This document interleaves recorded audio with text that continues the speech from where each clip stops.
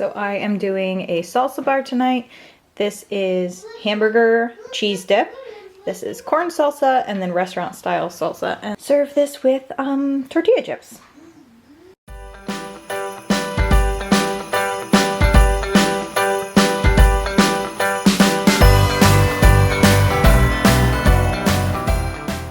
So today we are hosting our church's youth group here in our home, and honestly I'm really excited about it because it feels like it's been a really long time since we've hosted anybody in our house, and that's such a strange feeling. We've gone through seasons where like we hosted people all the time, and having a youth group in our house is always a good time. We're just gonna do a little bit of game night and food and stuff like that. So I think it's gonna be a really fun, casual time. I'm doing like a salsa bar, and then I'm doing fruit, veggies, and a dessert. Keeping it very simple, very snacky. So I'm doing a lot of food prep today, but I'm also doing my cleaning. Some non-toxic cleaning products that I love and use in our house quite a bit is Truly Free. I also use their non-toxic laundry detergent. If you're looking for a good non-toxic laundry detergent that actually smells good and doesn't smell like essential oils or is gonna give you a headache or whatever, you wanna look into Truly Free. I'll leave a link in the description. Recently been using their furniture polish, and I've been really impressed with it. I've never really been a furniture polish kind of person, but I was kind of delighted to discover that it really does keep the dust down. I have a lot of dark surfaces because I like dark wood tones and I like the color black. Good furniture polish really helps cut the dust down. I was delightfully surprised. I also use their glass cleaner, and I use some of their everyday cleaner. I do make some of my own cleaner as well. I really like how handy the everyday cleaner is. So all of that on top of their laundry soap is what I'm using today.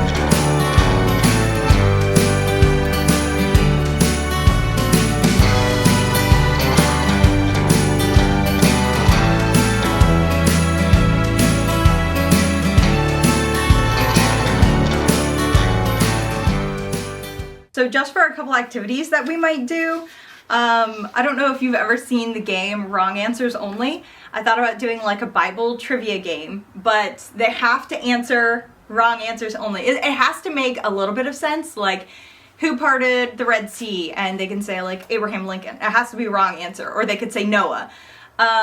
But then after we're done with like the wrong answer, then we'll go through and be like, okay, does anybody know the correct answer? Who parted the Red Sea? And then they give the correct answer. I think we're gonna give them like 5 seconds to come up with a creative answer. So we might do that. Then I saw on Instagram where youth groups were playing Unscramble the Book of the Bible. So I printed out like 20 of these, and I just took different books of the Bible and scrambled them up. I think we're gonna put them in 2 teams and have like 2 people battle it out for whoever gets it first. And yeah, so I scrambled up a whole bunch of books of the Bible. And then I have my answer sheets over here because I might not be able to remember what book of the Bible it is. So if you have any great like youth group games or youth group activities, drop them in the comments because I know I'm gonna need more ideas eventually, and I'm always trying to find things that are fun to do indoors when you're like in the middle of winter and stuff. So if you have some really great ideas, let me know for like youth activities, youth group games, that kind of stuff. I'm sure our youth would appreciate all of the ideas. Isaiah, what animal tempted Eve? Hippopotamus. That's the animal that Eve to tempt. Snake. Number 16, Asia. What weapon did David use? A fork. That's us, Ben. Vad är David used for Goliath Korea? Slingshot. Yeah. Mine is a fork. Okay, no.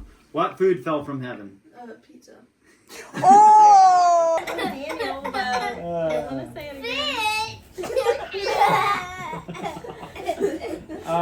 Joy. So we did have the youth over at our house the other night, and we had such a good time. It was so fun having them in our home and just playing games and snacking on food and all of that.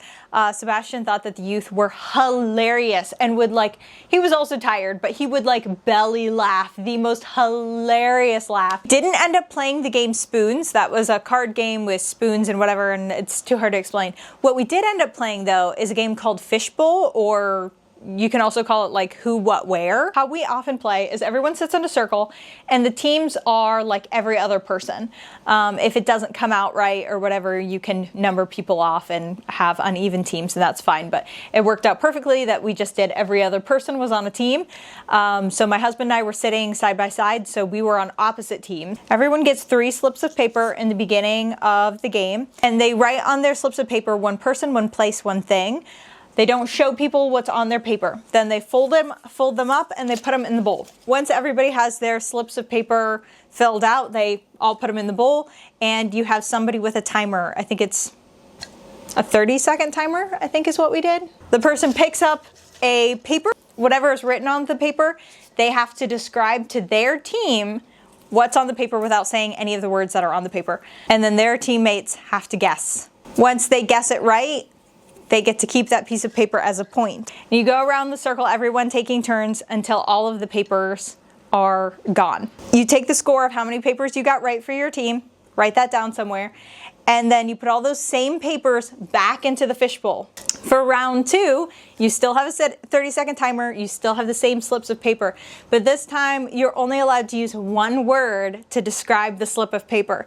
So before, you could act out, you could say anything you wanted, you could use all the words you wanted, you just couldn't say what was on the paper.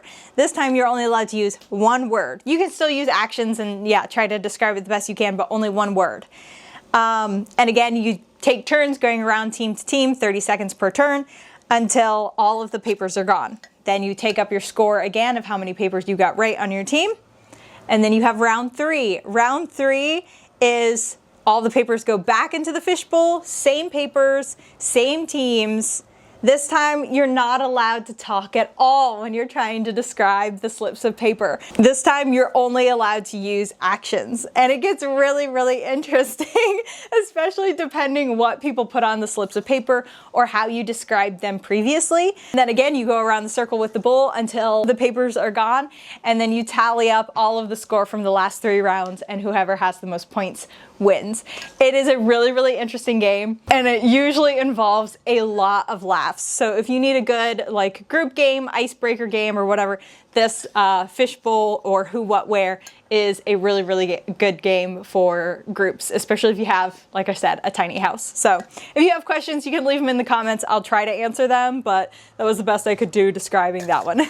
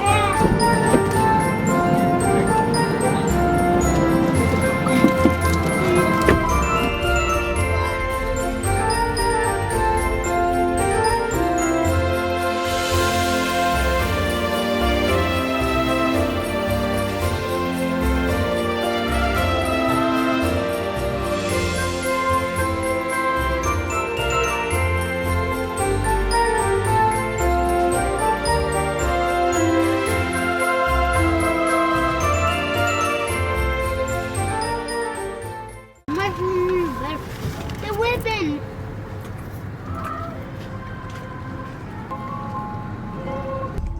What's yummy? Popcorn? It's penguins.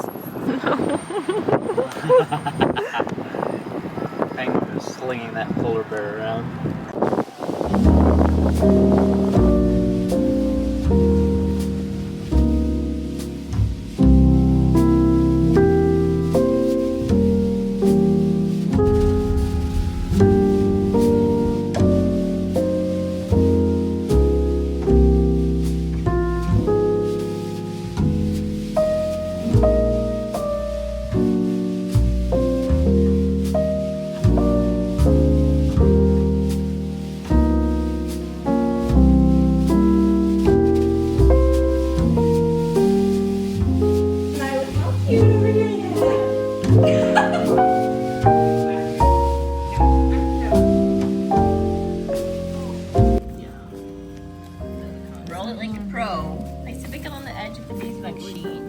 press it down lightly. Wait,